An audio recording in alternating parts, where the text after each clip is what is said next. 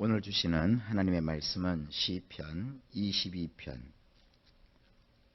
22절부터 31절까지 말씀입니다. 할렐루야. 시편 22편 1절부터 21절까지 말씀은 우리 예수님께서 십자가에서 고난을 받으시고 죽임을 당하시는, 그러나 하나님께서 죽으셨지만 그를 다시 살리셔서 그를 구원해 내시는 그런 장면이 담겨 있다고 지난 시간에 살펴보았습니다. 자, 예수님의 죽음 그리고 예수님의 부활, 이 두 가지는 우리의 구원을 이루는 데 있어서 절대적인 요소입니다. 예수님의 죽으심으로 죄값이 치루어졌습니다. 그리고 예수님께서 죽으셨다가 다시 부활하심으로 우리의 구원의 보증이 되어주시고 보장이 되어주셨습니다. 죽으심은 값을 치루어 주신 것이고 부활하심은 값을 치루었다는 증명서, 곧 영수증인 셈입니다. 주님께서 하나님으로부터 받으셨던 사명, 하나님 아버지로부터 이루라고 하셨던 그런 일들을 다 이루셨어요. 값을 실제로 치르셨고 또 영수증까지 받으셔서 하나님 보좌까지 올라가시죠. 승천하시고 승귀하게 되신 우리 예수님께서 자기의 그 이루신 구원 사역을 아버지 앞에 자기 몸으로써 나타내 보이시고, 이제 그래서 하나님이 영원 세계에서부터 우리를 위해서 뜻하시고 계셨던 모든 구원이 완성되었습니다. 자, 이제 성령님이 일하실 차례입니다. 성령님은 무엇 하십니까? 하나님의 그 약속을 따라 예수님께서 이루신 구원을 성령님께서 우리에게 골고루 나누셔서 우리 가운데 생명이 있게 하시고 하나님이 원하시는 아름다운 삶을 살 수 있게 되는 것입니다. 이것이 다 성령님이 하시는 건데, 그렇게 성령이 오셔서 우리 가운데 행하시는 그 일이 22절부터 31절까지의 말씀입니다. 자, 22절부터 31절까지 말씀은 아주 굉장히 멋있는 형식으로 되어 있습니다. 22절을 보면 내가 주의 이름을 형제에게 선포하고 회중에서 주를 찬송하리이다. 여기서 아주 중요한 구절 하나가 있는데, 선포한다라는 말입니다. 이 선포한다라는 말은 자세하게 처음부터 하나하나 말하다, 이런 뜻이에요. 그러니까 처음부터 자세하게 하나씩 풀어서 설명해 주는 게, 이게 바로 우리 성경에서는 선포하다 이렇게 번역된 것이고, 똑같은 말이 또 나와요. 그것이 30절입니다. 후손이 그를 봉사할 것이요 대대의 주를 전할 것이며, 여기서 나오는 이 전할 것이며 라고 번역된 말도 22절에 나오는 선포한다는 말과 똑같은 말이에요. 자세하게 하나씩 설명해 준다는 겁니다. 많이 듣던 얘기 아닙니까? 예수님께서 이 땅에 계실 때 장차 성령님이 오시면 너희를 진리 가운데로 인도할 것이라. 그가 내가 너희에게 전한 그 모든 말씀을 생각나게 해 주실 것이다. 그가 가르쳐 주실 것이다. 기독교는요, 춤사위도 아니고, 기독교는 모여서 으쌰으쌰하는 그러한 그 어떤 군중의 힘을 보여주는 것도 아닙니다. 기독교의 시작은 말씀이고, 말씀이 자세히 선포되는 것입니다. 그래서 주님은 그렇게 말씀하셨죠. 들리는 소리가 아니라 들을 귀 있는 자는 들어라 그랬어요. 얼마나 많은 하나님의 말씀들이 오늘날 퍼지고 있습니까? 들을 귀 있는 자는 들으라 이거예요. 들을 귀 있는 자를 보내주세요. 그러니까 하나님 앞에서 중요한 것은 뭐냐면 들을 귀를 가지는 거예요. 목사님의 말씀이 얼마나 재미있느냐, 얼마나 흥미있는 주제를 다루느냐, 얼마나 그가 말을 잘하느냐, 그게 중요한 게 아니에요. 아무리 입술이 둔한 자라 할지라도 그가 하나님의 구원, 예수 그리스도로 말미암는 그 십자가의 구원과 하나님이 우리를 향해서 베풀어 주신 그 사랑을 전할 때 그 소리를 들을 귀 있는 자는 듣는 거예요. 그래서 성령께서 하시는 일이 뭐냐면 들을 귀 있는 자에게 자세하게 알려주시는 거예요. 그 결과 어떤 일이 벌어집니까? 31절입니다. 와서 그 공의를 장차 날 백성에게 전하며 주께서 이를 행하셨다 할 것이로다. 성령님에 의해서 가르침을 받은 그 사람들이, 그 무수한 사람들이, 그 말씀으로 인하여서 형성된 그 거룩한 백성들이 와서 하나님이 우리에게 베풀어 주신 그 의로우심을 그들이 전한다고 그랬어요. 그들이 널리 알린다 그랬어요. 이것은 이 마지막 때에 복음을 들고 자기 민족에게로, 타 민족에게로 나가서 전하고 선포하는 선교의 시대입니다. 여러분, 우리나라는 단일 민족 국가이기 때문에 국내 선교와 국외 선교가 명백하게 구분이 되지요. 우리는 같은 말을 쓰고 같은 민족성을 가지고 같은 공동체를 이루었기 때문에 우리는 외국 사람과 우리와 분명한 구분이 되지요. 그런데 우리나라를 벗어나서 다른 나라에 가보면 거기는 단일 민족 국가가 아니라 다민족 국가입니다. 그래서 선교라는 개념은 국경선에 저촉되지 않아요. 우리는 지금 국경선을 경계로 해서 다른 민족, 우리 민족을 따지지만 다른 나라는 같은 나라에 살면서도 민족이 달라요. 언어도 달라요. 중국 같은 나라는요, 이 동네에서 쓰는 말과 저 동네에서 쓰는 말이 달라요. 이 동네 사람들의 혈색과 저 동네 사람들의 혈색이 달라요.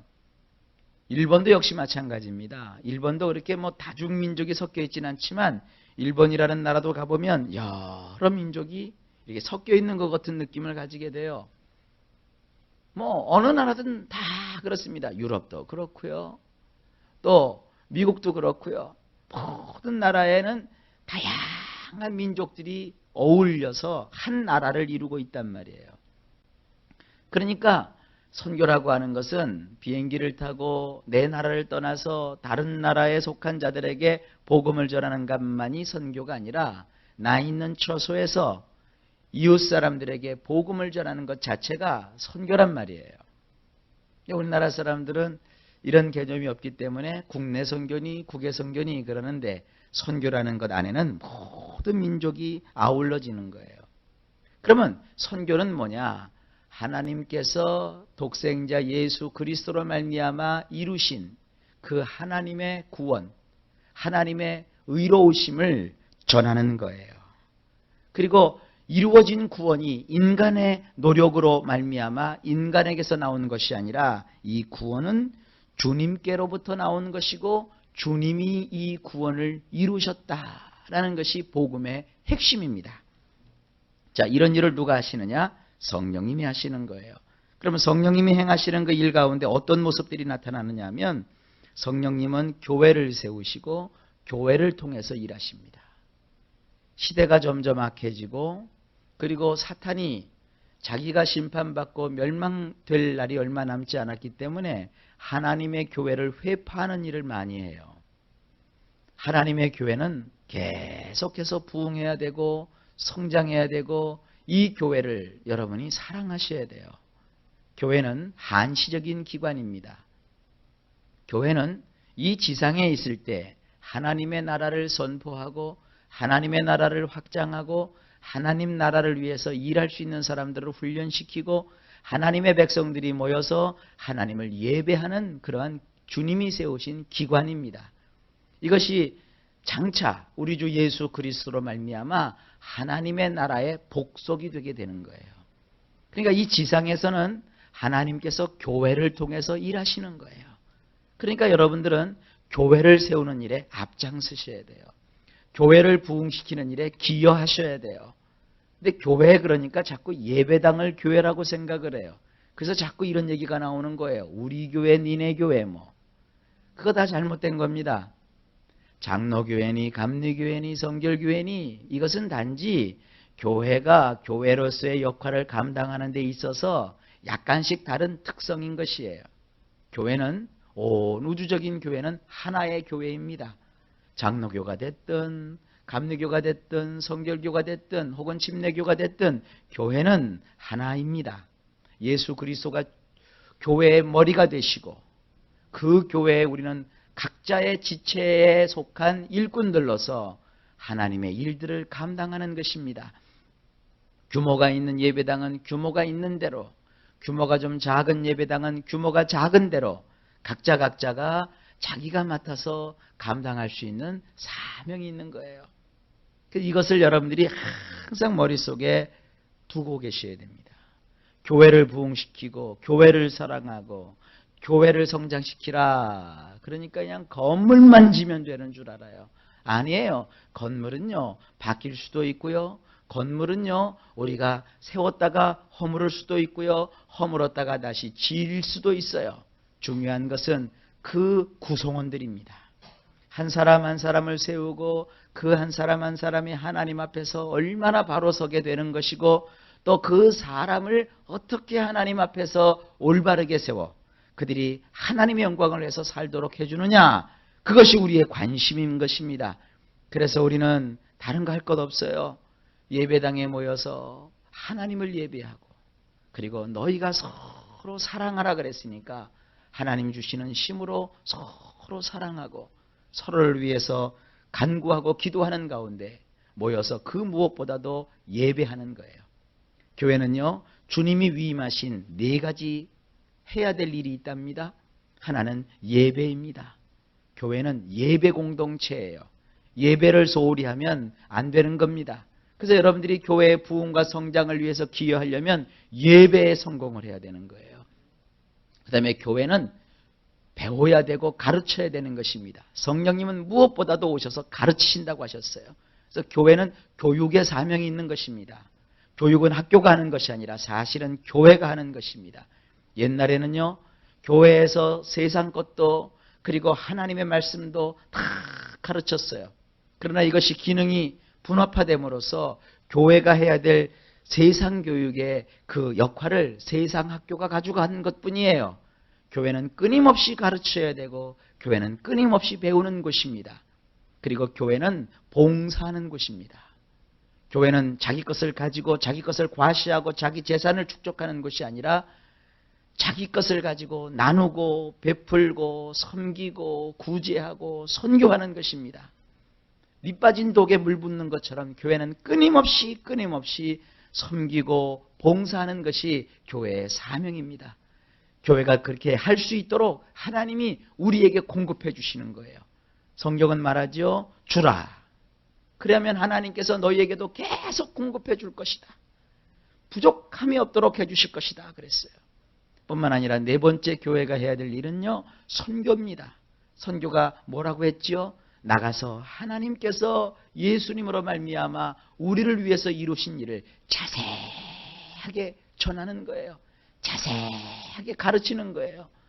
뭐 선교사 하나 파송해 놓고 1년 만에 몇 명이 모였느냐, 얼마나 선교가 확장되느냐, 그게 아니에요. 선교사를 파송해 놓고 그 선교사가 그곳에서 얼만큼 그곳에 사는 사람들에게 복음을 자세하게 가르치고 있는가, 자세하게 전하고 있는가, 그게 중요한 것입니다. 우리나라 구분상 해외 선교가 되었든 국내 선교가 되었든 우리는 늘 사람들이 모이든지 모이지 않든지 말씀을 전하고 가르치고 전하고 가르치고 또 전하고 가르치고 하는 이 일을 집중적으로 하게 될 것입니다. 이것이 교회가 성령님으로 말미암아 해야 될 일입니다. 자, 그 내용을 좀 자세히 들여다보겠습니다. 23절입니다. 여호와를 두려워하는 너희여 그를 찬송할지어다. 야곱의 모든 자손이여 그에게 영광을 돌릴지어다. 너희 이스라엘 모든 자손이여 그를 경외할지어다. 자, 이걸 구분해 보세요. 여호와를 두려워하는 자, 야곱의 모든 자손, 이스라엘의 모든 자손, 그 다음에 찬송, 영광을 돌림, 그를 경외함. 3번을 반복을 해요. 3번을. 하나님을 두려워하는 자, 야곱의 족속들, 그리고 거룩한 이스라엘의 백성들, 이건 다 뭐예요? 모든 시대, 모든 거듭나고 구원받은 그리스도인들을 가리키는 거예요. 그와 같은 자들이 뭐를 한다는 거예요? 하나님을 찬송하고 하나님께 영광을 돌리고 하나님을 경외하는 거예요. 여러분, 인생 속에서 뭔가 감사할 거리가 생겼어요. 그럼 아이고 고맙고 감사해 하고 끝나요? 우리 예수 믿는 사람들은 하나님이 세우신 내가 속한 교회, 그 예배당에 내가 찾아가는데 공수로 나가지 않고 그 감사거리를 가지고 나가서 하나님께 언제? 예배 시간에 하나님께 올리고 드리잖아요. 나의 인생 속에 이렇게 귀한 것을 해주신 하나님을 찬송합니다. 하나님 이렇게 해주신 것을 감사하며 하나님께 영광을 돌립니다. 하나님, 내가 하나님을 경외하며 예배합니다. 이 교회가 하는 일이에요. 이건 누가 그와 같은 일들을 이루시는 겁니까? 성령님께서 그와 같은 것을 이루시는 거예요. 요즘 사탄의 가르침이 사람들의 마음을 자꾸 잠식하고 있어요. 에이, 교회 그까진 거 나가면 뭐해? 하나님이 하시면 되지 뭐. 혼자 감사하면 되는 거야. 아니에요. 그건 시험이 든 거예요. 하나님의 교회, 특별히 하나님이 세우신 예배당에 우리가 모여서 그곳에서 하나님을 마음껏 찬송하고 하나님께 영광을 돌리고 하나님을 경외하는 거예요. 여러분, 우리 교회는 날마다 예배가 있는 교회가 될 거예요. 물론 이 새벽 예배도 예배지만 이건 어디까지나 기도회의 성격이 강한 것이에요. 예배라고 하는 것은 사람이 동원돼야 돼요. 악기가 동원돼야 돼요. 사람들이 공교한 연주로 하나님을 연주해야 되고요. 군중이 모여야 되고요. 말씀이 선포돼야 돼요. 매일매일 우리가 밖에 나가서 열심히 하루 종일 일하고 저녁이 되면 다 교회로 모이는 거예요. 그래서 모여서 하나님을 찬양하고 하나님께 열광을 하고 우리에 속한 교회들이 다 그 시간만 되면 매일매일 하나님께 영광을 돌리는 이런 아름다운 예배, 교회가 해야 될 것은 바로 그거예요. 우리는 그런 일을 많이 이루게 되시기를 주의 이름으로 축원합니다. 그 예배를 바로 성령이 하시는 거예요. 그러면서 그 예배 가운데 어떤 일이 벌어져요? 24절에 곤고한 자의 곤고를 하나님은 멸시하거나 싫어하지 않아요. 이 싫어한다는 것은 아주 그냥 너무너무 싫어서 머리를 흔들거리면서 진절머리를 내면서 싫어하는 거예요. 근데 그렇게 하지 않으신다는 거예요, 하나님은. 그리고 그 얼굴을 저에게 숨기지 아니하시고 그가 부를 때에, 그가 부르짖을 때에 들으신다는 거예요. 이게 바로 예배하는 자의 특권입니다. 예수님께서 십자가에서 피 흘려 죽으심으로 우리로 하여금 예배의 자격을 회복시켜 주셨어요. 우리가 죄를 범하였음에 하나님의 영광에 이르지 못하더니 그러나 우리 죄를 예수님이 대신 짊어지시고 십자가에서 피 흘려 죽으심으로 그 악한 원수, 그 사자에게 물어뜯겨 죽으셨잖아요. 새벽 사슴 기억나시죠? 주님의 십자가의 그 희생으로 말미암아 이제 우리는 하나님께 나오게 되었고 당당히 나오게 되었고 하나님께 우리가 부르짖을 때 작은 신음도 외면치 아니하시는 그 하나님이 우리의 목소리를 들으시고 우리에게 응답해 주시고 우리의 삶 속에 역사해 주시는 거예요. 그것이 바로 이 예배를 통해서 나타나는 것입니다. 여러분, 예배를 소중히 여기시길 바랍니다. 너 밥을 굶을래? 예배를 건너뛸래? 여러분, 분명히 선택하셔야 돼요. 밥을 굶으세요. 예배는 건너뛸 수 없어요. 너 돈을 잡을래? 하나님을 붙잡을래? 돈은 놓쳐도 괜찮아요. 하나님을 놓치면 안 돼요. 그런데 그런 자세를 가지고 사는 사람, 하나님 돈도 주시고요, 건강도 주시고요, 기회도 주시더라고요. 우리는 예배를 통하여 하나님께 나오는 이 성령의 거룩한 역사하심을 잘 이해하고 있어야 됩니다. 자, 25절 보세요. 대회 중에서 나의 찬송은 주께로서 온 것이니. 그렇죠. 많은 사람들이 가할, 곧 교회로 모였어요. 그 교회로 모여서 하나님을 찬송하는데 그 찬송은 누구에게로 나온 거예요? 주님께로부터 나온 거예요. 세상에 방송에 보니까 열리는 음악회 뭐 이런 게 있잖아요. 그러면서 사람들이 노래를 부르기 위해서 한 뭐 몇만 명씩 몇천 명씩 모여요. 그래서 노래를 부르는데 그 노래를 1시간이고 뭐 이렇게 할 때 들어보면 다 자기들의 뭐 인생, 자기들의 시련, 뭐 사랑, 뭐 이별,